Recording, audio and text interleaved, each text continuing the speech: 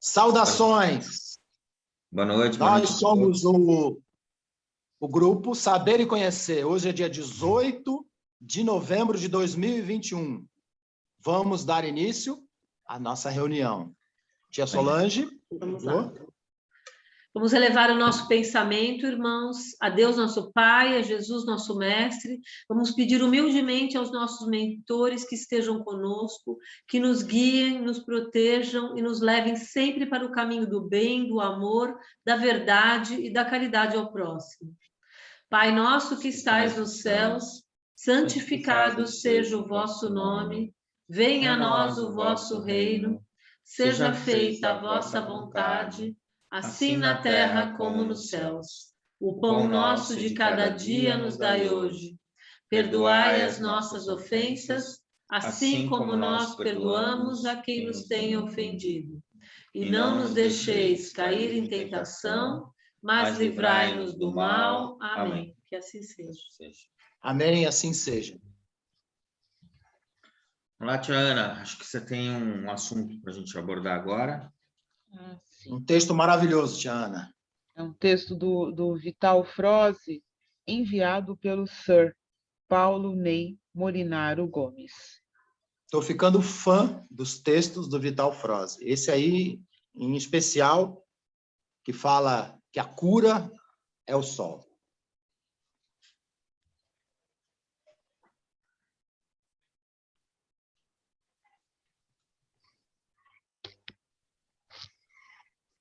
Ui, Cadê o antibiótico dela? Tia Ana está esperando o sol, né? oi? Aqui é noite, vai Está ser esperando o sol aí. Tô. Para quem não viu, aproveitando, falei há pouco para vocês do quarto estado da água. Quem nunca escutou sobre isso, procure. Quarto estado da água. Ela não é só líquido, sólido e gasoso. Tem mais um estado e que se aproveita do sol. E vamos ver o texto que a Ana vai falar. A gata me Sobre mordeu. Desculpa. O texto, Bom, Paulo, você mandou no meu pessoal, né? Seu pessoal, isso, está no Ah, seu. ok. Por isso que eu não estou encontrando.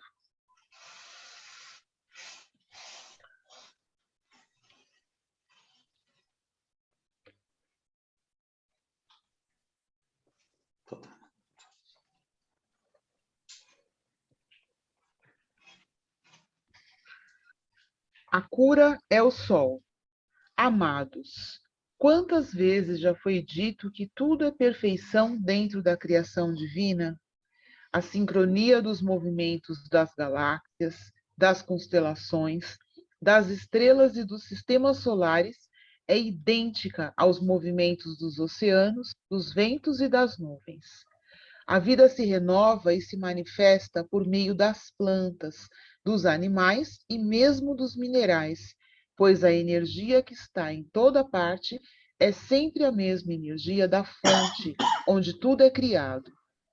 Numa mensagem anterior, foi dito que cada ser humano é um fractal de uma alma superior, e esta, por sua vez, é também uma parte do espírito criado como átomo semente divino. Podemos dizer que a nossa energia é atômica. É verdade, pois se analisarmos a tabela atômica que nos foi ensinada na escola, veremos que tudo o que existe atualmente é composto por elementos atômicos. Um exemplo é a água. Ela se originou quando dois átomos de hidrogênio se uniram ao átomo de oxigênio. Porém, se fizermos a composição de dois átomos de hidrogênio com dois de oxigênio, teremos a água de bateria, que seria um veneno para o nosso corpo, ou seja, uma bomba atômica que mataria as células por meio da corrosão. Deus não criou as doenças que atingem os corpos humanos. Todas elas são criadas pelos próprios humanos, pois atrás das emoções mal curadas ou por meio de outros procedimentos como alimentação contaminada, água poluída, ar pesado com tóxicos emitidos pelas atividades também humanas e mesmo medicamentos e conservantes químicos que todos sabem o quanto são consumidos, incessantemente. Até mesmo a luz do Sol é formada por átomos e fótons. O centro do Sol é uma usina atômica. O centro da Terra também possui um átomo gigantesco, que é o núcleo de cristal. E se for ampliar mais, vamos encontrar os átomos em tudo o que existe. Então, se a energia vem da luz e quem emite essa luz possui um núcleo atômico, tudo é energia atômica. Muitos se assustam quando se menciona energia atômica, pois associam com as bombas atômicas. É verdade que a bomba atômica criada pelos humanos é destrutiva. Mas então, se o átomo é vida, pois sem ele ela não existiria, por que a bomba atômica destrói? Simples, porque o átomo foi modificado justamente para adquirir um poder destrutivo. Lembre do exemplo da água potável e da água da bateria. O Criador nunca erra em nenhuma de suas obras. Se ocorre algo errado, quem causou tal desequilíbrio foi o próprio ser humano, no caso aqui neste planeta Terra. O homem desenvolveu a sua capacidade de cocriação a tal ponto de destruir a própria humanidade. Modificou tanto os recursos naturais, os elementais, e assim desenvolveu o veneno capaz de matar. Seria um paradoxo, mas é de fato uma realidade o que se vê hoje. O jogo de interesses chegou ao ponto perigoso em que a raça humana corre o risco de se autodestruir, corre o risco de vaporizar o próprio planeta numa hecatombe nuclear. Por isso foi dada uma data limite. Graças ao auxílio do alto, conseguimos vencer tal prazo sem a deflagração de uma guerra nuclear. Bem que os escuros tentaram, de todas as formas, destruir a humanidade e o seu planeta, mas, como sempre dizemos, existe um plano, e o Criador disse: basta. Fim de linha para os escuros que não aceitam a ascensão das almas e a transição planetária. Como dissemos antes, todas as doenças são, na verdade, um desequilíbrio atômico. Nossas células são formadas por átomos que também possuem um núcleo. Vejam que a Terra tem energia atômica de seus elementais e possui um núcleo. O Sol, da mesma forma. As constelações, as galáxias, o universo, os multiversos e o próprio universo. Todos são pura energia atômica e todos possuem o seu núcleo central. Resumindo, tudo que há e o que virá está sempre baseado numa harmonia energética, numa energia atômica perfeita. Esse é o verdadeiro equilíbrio cósmico. Há sempre sincronicidade de movimentos, de luz e de energia. Portanto, os problemas não foram criados pelo Criador de tudo. Os problemas são gerados quando há uma manipulação de algo ou alguém. Aqui na Terra, como planeta escola, foi dada a oportunidade aos seus habitantes de cocriarem e desenvolverem experiências dentro da dualidade. Essa é a razão de tantos problemas criados pelos próprios humanos. Cada ação gera uma reação. Aprender e compreender as consequências de cada ato praticado vai levar as almas aqui em experimentos ao conhecimento de como é cocriar, quando submetidos ao véu do esquecimento. Sim, isso tem um preço, mas qual escola que ensina sem cobrar algo em troca? E as maiores consequências de seus atos insanos vêm por meio do sofrimento, como doenças, por exemplo. Todas elas são frutos da desarmonia atômica do próprio organismo humano. A disfunção começa no núcleo de cada célula, que é onde se inicia cada doença. O Criador nunca deixa de oferecer todas as possibilidades para as tuas obras. Seu plano é sempre uma perfeição inimaginável. E para que nada fuja do controle natural e do equilíbrio das forças e das energias dentro deste planeta, ele criou uma usina fantástica, o Sol. A luz do Sol é energia atômica de equilíbrio. é luz fotônica, contém eletricidade, então ela é a vida pura e simples de tudo que há na Terra. O Sol é a fonte energética da Terra. É o portal estelar que nos conduz aos outros núcleos estelares e aos centros cósmicos. É a porta de entrada de toda a energia da fonte, que é onde está a nossa origem divina. Por meio da luz solar, recebemos o equilíbrio das energias em nossos corpos e na natureza em geral. O Sol é o aparelho natural que controla as doses das energias atômicas.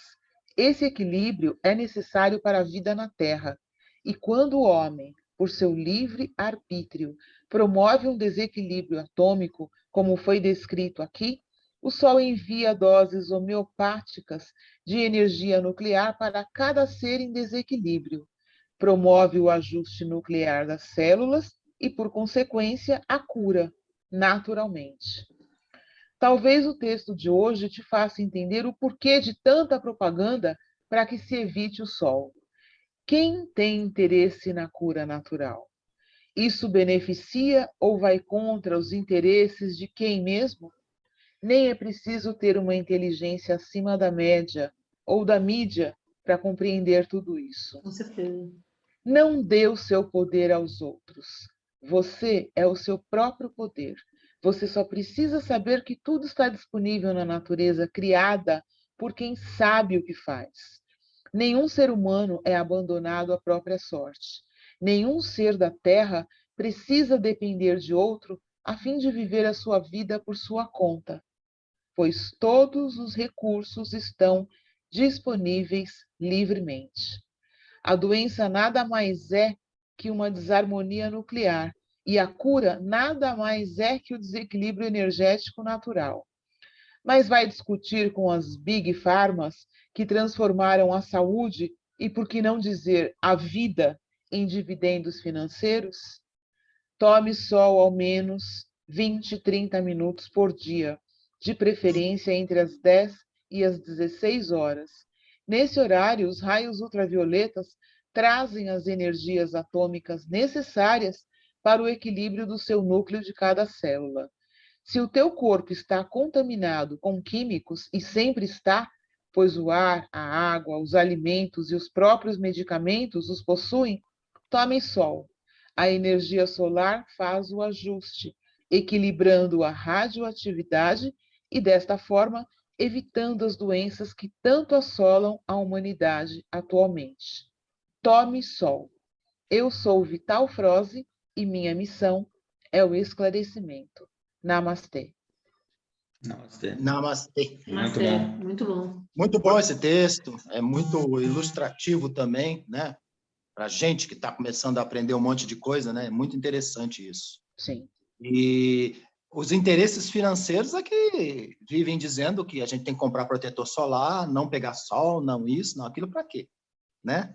Quais são esses interesses, né? Ele já falou ali, né? Interesses financeiros da Big Pharma, né? As grandes farmacêuticas. Continuam ganhando dinheiro com essa Covid e tudo mais.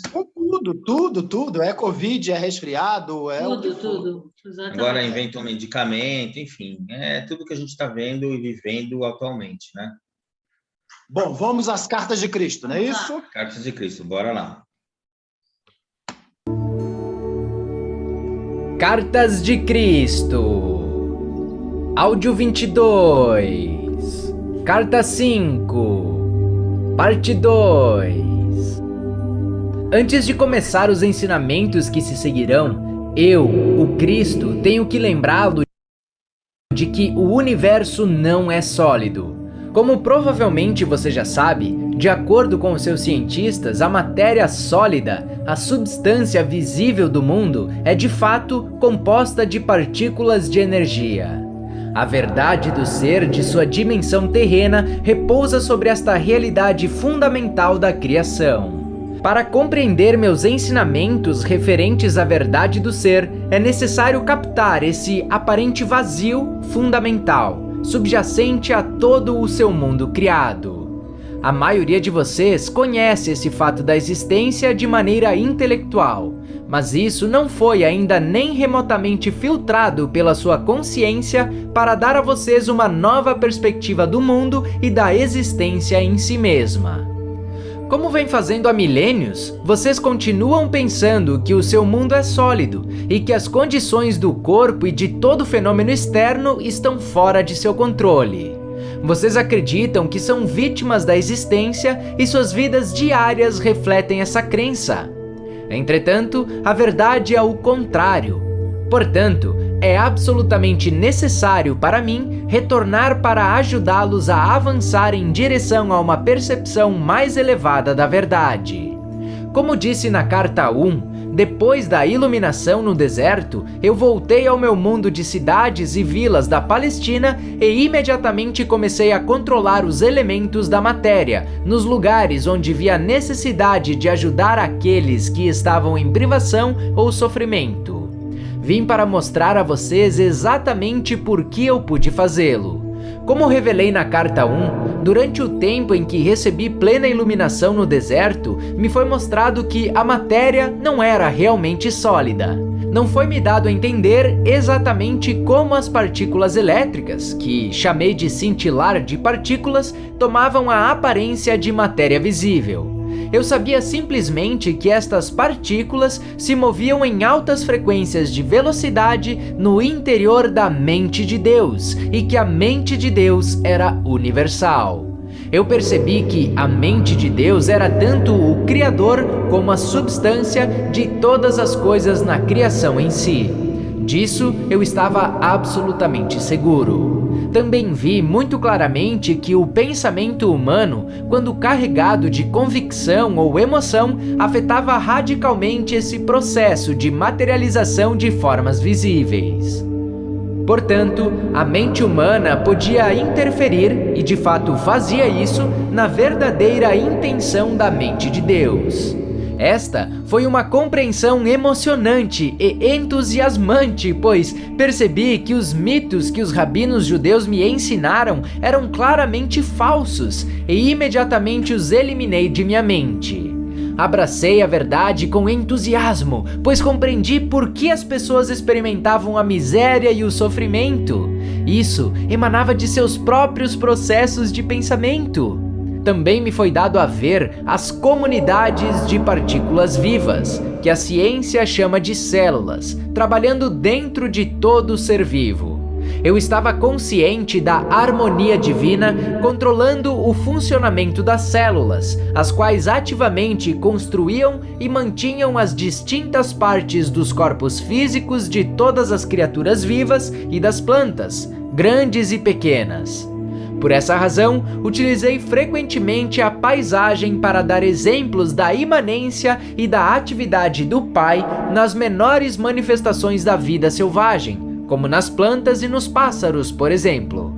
Como expliquei com clareza nas cartas de 1 a 3, chamei a mente de Deus de Pai, porque pude ver, perceber a verdadeira natureza da mente de Deus. Eu estava seguro de que, retornando ao povo da Palestina para descrever as revelações que havia recebido, eles compreenderiam que suas crenças, as quais tinham sido gravadas em suas consciências pelos rabinos, eram completamente falsas. Eu vi que a verdadeira natureza da mente de Deus era a forma mais elevada do amor divino e que isso podia ser visto consistentemente ativo em cada ser vivo. Como disse anteriormente, esse conhecimento me permitia fazer milagres e controlar os elementos onde fosse oportuno e necessário. Assim como me dediquei a explodir os mitos que aprisionavam as mentes dos judeus da Palestina, eu agora anseio mostrar a vocês que muitas das teorias propostas por seus cientistas surgiram como uma forte reação aos dogmas e doutrinas da Igreja anos atrás. Para compreender esta afirmação, você deve perceber que, antes do tempo de Darwin, quando várias igrejas cristãs tinham a mente do povo sob o seu domínio, era geralmente aceito que o universo havia sido criado exatamente como estava escrito no Gênesis do Velho Testamento Bíblico. Quando os homens da ciência tentaram anunciar suas descobertas e teorias, foram obrigados a descrever suas novas crenças na presença de uma enorme oposição religiosa. Em consequência, eles acreditaram ser necessário utilizar grande parte de sua energia mental para provar que as afirmações dos profetas eram errôneas. Mas ao fazer isso, esta estratégia causou a perda de sua clareza de visão, e eles se tornaram impulsionados pelo ego. Daí em diante, qualquer percepção intuitiva que fosse proposta por alguém da comunidade científica era ridicularizada, rejeitada e posta de lado por outros cientistas. Por causa desse clima mental, o pêndulo da investigação da verdade oscilou exclusivamente para a invariável crença na razão e na lógica, aprisionando o intelecto humano no materialismo, ao buscar as respostas acerca das origens da vida e da existência. Assim, é absolutamente necessário para mim refutar algumas teorias científicas e mostrar que são tão errôneas quanto as chamadas verdades da doutrina cristã. Ao chegar a algumas dessas teorias, tanto os cientistas como os homens da igreja têm mergulhado no reino de absurdas suposições não provadas para responder a perguntas que não poderiam ser respondidas somente com a mente terrena. Mesmo tendo a ciência relatado que a substância de seu mundo material é composta basicamente de partículas elétricas que estão em movimento com grande velocidade no espaço, ela é incapaz de explicar por que tais partículas de energia tomam a forma e a densidade da matéria. Ela apenas afirma que existem forças de fusão que casualmente criam os elementos. A ciência não pode dizer a você qual é a força de motivação que atrai as partículas que formam os elementos. A ciência não pode dizer a você qual é a força de motivação que atrai as partículas que formam os elementos. A ciência tampouco pode explicar de onde vêm originalmente tais partículas de energia. Apenas afirma que foram liberadas durante o Big Bang, o qual, acreditam, deu o primeiro impulso para a criação. Por que um repentino Big Bang? Do quê? Qual foi o fator de motivação por trás dele? A ciência fala de eletromagnetismo, porém não pode dizer de onde vêm tais energias que aparecem e desaparecem, para onde vão, por que vão. De uma perspectiva humana, não parece haver atividade inteligível dentro ou por trás desse trabalho. A ciência diz que o eletromagnetismo simplesmente é um simples fato da existência, ainda que produza um trabalho altamente inteligente e intencional, sob a forma de milhões de bilhões de substâncias das quais é feito o universo. Como acontece isso? Não há nada que o eletromagnetismo tenha tornado visível que a mente humana possa considerar como sem propósito ou sem significado. A ciência ignora este mais básico e vital nível da criação. Sem uma resposta para o porquê tudo o que é trazido para a manifestação visível, atrás das atividades das energias gêmeas do eletromagnetismo, que sempre tem um propósito, tem um êxito e é racional, nada de valor se descobrirá na busca de suas origens. Até que a ciência possa testar e descobrir a realidade do espaço no qual as partículas elétricas do ser visível estão apoiadas, a ciência ficará sempre por trás das portas fechadas do materialismo.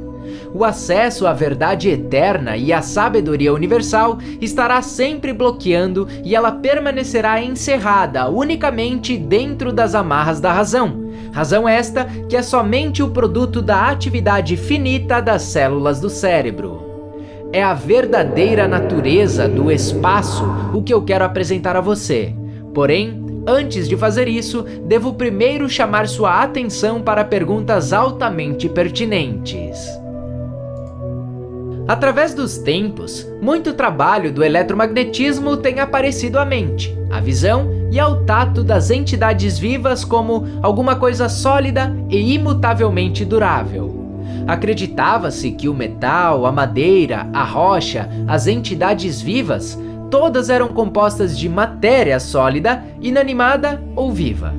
Com tal crença em um universo sólido, é natural que os antigos profetas místicos tenham concebido um indivíduo poderoso, possuindo o enorme poder de criar todas as substâncias sólidas do universo.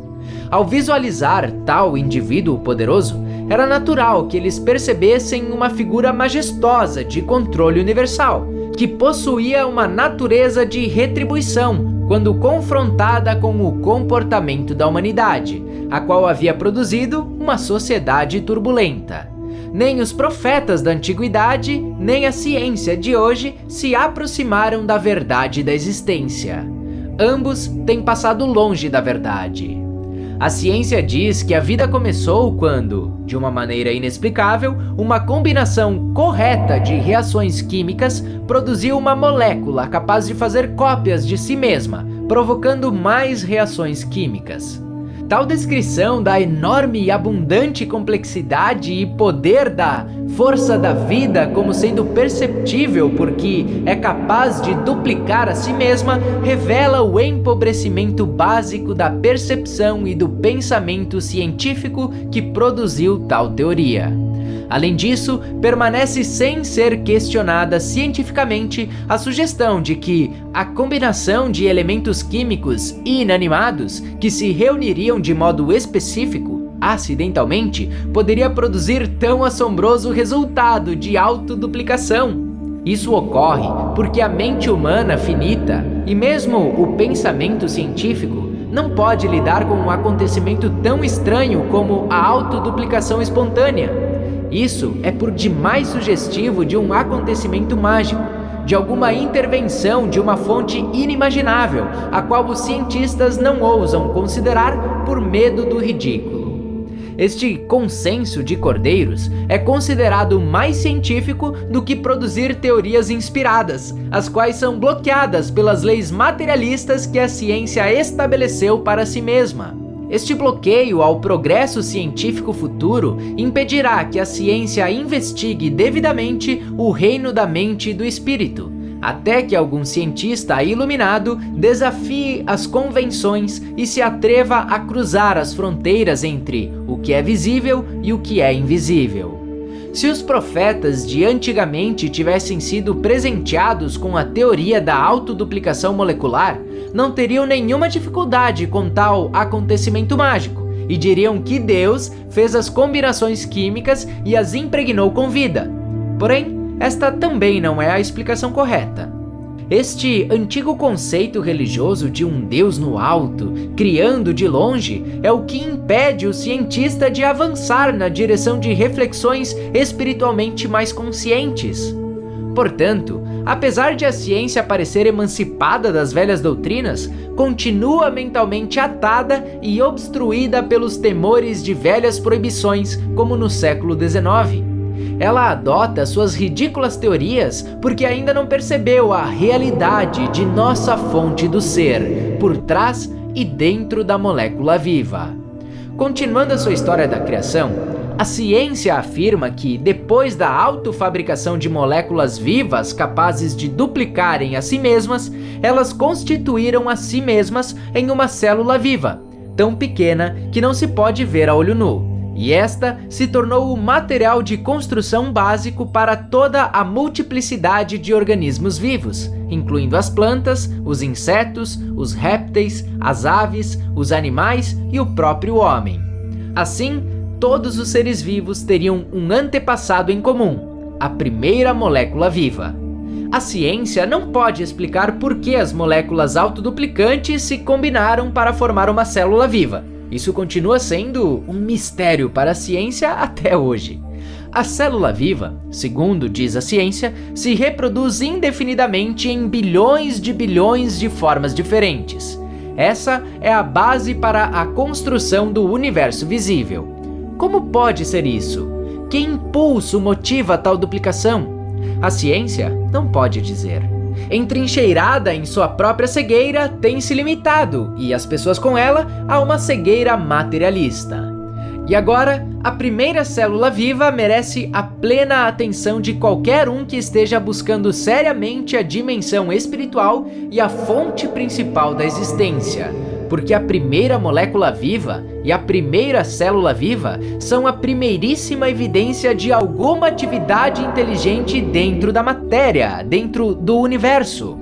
O primeiro traço mostrando sensatez e sensibilidade é a função da membrana que envolve a célula, fornecendo proteção e individualidade. Pense neste fenômeno milagroso, entre aspas. A célula absorve do ambiente somente o alimento selecionado através da membrana. Não só absorve o alimento correto, mas depois de nutrir-se, ainda elimina o resíduo através da membrana permeável. Você deve perguntar a si mesmo: como pode a membrana puramente física da célula, invisível a olho nu, distinguir e selecionar o alimento correto, objetivando aumentar seu bem-estar e ter suficiente discernimento para desfazer-se da matéria tóxica não desejada? Você não vê um alto grau de propósito em toda esta atividade? Você pode acreditar que este propósito seja acidental? E o propósito não é a grande marca da inteligência? E mais, a membrana da célula continua a fazer esse trabalho de selecionar o alimento e descartar a matéria tóxica em bilhões de diferentes circunstâncias e condições relacionadas com a sobrevivência de diferentes espécies em diferentes ambientes. Isso não é evidência do propósito que se mostra dentro de cada ação de cada espécie? Sejam insetos, plantas, répteis, aves, animais ou seres humanos? Não seria possível descrever o universo como o consistente e constante impulso do propósito tornado visível no reino da matéria visível? O espírito do propósito é um elemento físico ou um elemento da consciência? E se você pode aceitar que o propósito é um impulso inegável de criatividade por trás da existência, então pode passar para a próxima percepção. Seu universo é a manifestação visível de uma evolução inteligente de causa e efeito, evidente na matéria viva. Pois, se a célula viva pode selecionar o alimento correto e também eliminar o resíduo tóxico, esta simples atividade demonstra um conhecimento da necessidade de digestão e de eliminação de tal resíduo, para assegurar a contínua saúde da célula. Isso não é uma clara indicação de uma evolução inteligente de causa e efeito? E mais, a ciência diz que a célula contém um núcleo que poderia comparar-se ao cérebro humano, uma vez que transmite mensagens e sua mais importante função é a de armazenamento de informação. A livraria, que contém não somente os detalhes que se relacionam com uma célula, mas também os do corpo inteiro na qual ela reside. O fato é que, ao investigar a célula, a ciência descobriu que esta, em si mesma, parece ser um sistema de mensagens químicas, transmitidas de um modo proposital, inteligente e inteligível. Como poderia acontecer isso se as origens das moléculas da célula fossem apenas elementos químicos inanimados? Você poderia duvidar de que, por trás de cada mensageiro com uma mensagem a transmitir, há um pensamento inteligente ou consciência? E o que pensar da precisão das mensagens transferidas de célula para célula, para assegurar a precisão da duplicação exata de certas espécies durante milhões de anos? Em que momento da criação a consciência entrou nos organismos vivos? E como foi que o pensamento inteligente, que considera e decide, chegou ao campo da matéria inanimada inconsciente? Sem a consciência inerente, como pode ocorrer tanta atividade informada e informante de uma célula que é invisível a olho nu? Tal atividade não é o produto da consciência, conhecimento, demonstrando a presença de vida inteligente em seu aspecto mais básico. Uma simples célula viva em forma de bactéria pode mover-se sozinha e viver sua própria vida especializada e excitante no ambiente. Ou, como um vírus, realizar seu trabalho especializado e mortal de atacar alvos específicos nos organismos vivos. Por outro lado, a célula pode estar fixa em um organismo, realizando seu trabalho altamente importante de construção e de manutenção de alguma parte do organismo. Tal trabalho produz matéria viva, precisamente adequada e necessária ao órgão vivo sobre o qual trabalha, sejam partes do corpo ou de vida animal ou vegetal, tais como os dedos dos pés do ser humano e o baço, ou a pele do animal e as presas, ou as escamas do peixe e a plumagem das aves, ou a copa das árvores e as folhas nos ramos, ou a pétala das flores, ou as antenas das mariposas e suas asas de aves, a pele do réptil, dos crocodilos, são os dentes e os olhos da lula que mudam de cor segundo a sua necessidade de camuflagem. Cada um desses fenômenos físicos completamente diferentes e aparentemente não relacionados foi criado pelo trabalho especializado e especializado de bilhões e bilhões de células vivas idênticas. Ao contemplar a grandeza e a diversidade do trabalho realizado por uma simples célula viva e invisível a olho nu, você pode acreditar em um universo mecanicista. Continua no próximo áudio.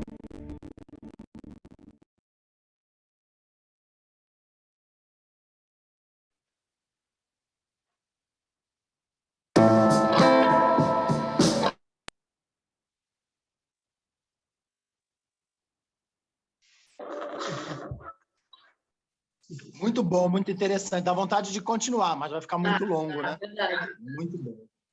Espera aí que tá passando lá. Ah, cadê você? Diana, marca aí em qual carta de Cristo nós paramos para a semana que vem continuar, porque eu estou curioso. Aqui vem 23. Áudio. Tá escutando? Não, a Tiana Oi, perdão, era eu que estava Ela falando. estava falando no... Não, eu vou anotar, embora não há como eu esquecer mais, porque a carta, a minha querida, foi a carta 21, que foi a última. Hoje nós assistimos a 22. Sim. Então, faltam 3, está fácil agora. Eu não sei se eu passei para vocês um texto do Luciano da Silveira. Ele tem um texto muito bonito. Ele narra como se fosse um sonho. E eu aconselho vocês, ele é curto, a lerem também. Faz a Vamos ler. prece? Vamos ler. Ou Vamos você ver. quer que eu leia o texto? Essa carta. Vamos fazer a prece de despedida aqui, encerrar e depois a gente bate papo. Quem fecha, Ana? Aninha. Tiana. Vamos lá. Eu gostaria de encerrar a reunião de hoje com a prece de Cáritas. Deus nosso Pai, que sois todo poder e bondade, dai força àqueles que passam pela aprovação, dai luz àqueles que procuram a verdade, e ponde no coração do homem paixão e a caridade. Deus, dai ao viajante a estrela guia, ao aflito a consolação, ao doente o repouso. Pai, dai ao culpado o arrependimento, ao espírito a verdade, à criança o guia e ao órfão o pai. Que a vossa bondade se estenda sobre tudo o que criaste. Piedade, Senhor, para aqueles que não vos conhecem, esperança para aqueles que sofrem. Que a vossa bondade permita aos espíritos consoladores derramarem por toda a parte a paz, a esperança e a fé. Deus, um raio, uma faísca do vosso divino amor pode abrasar a terra. Deixai-nos beber na fonte dessa bondade fecunda e infinita, e todas as lágrimas secarão, todas as dores acalmar-se-ão. Um só coração, um só pensamento subirá até vós, como um grito de reconhecimento e amor. Como Moisés sobre a montanha, nós vos esperamos com os braços abertos. Ó bondade, ó poder, ó beleza, ó perfeição. Queremos de alguma sorte merecer vossa misericórdia. Deus, dai-nos a força de atingir o progresso, a fim de subirmos até vós. Dai-nos a caridade pura, dai-nos a fé e a razão, dai-nos a simplicidade, que fará de nossas almas o espelho, onde refletirá um dia a vossa santíssima imagem. Namastê, uma boa noite a todos. Boa noite a todos. Namastê, gratidão, Até o próximo. saúde e paz. Até o próximo encontro. Tchau. Tchau.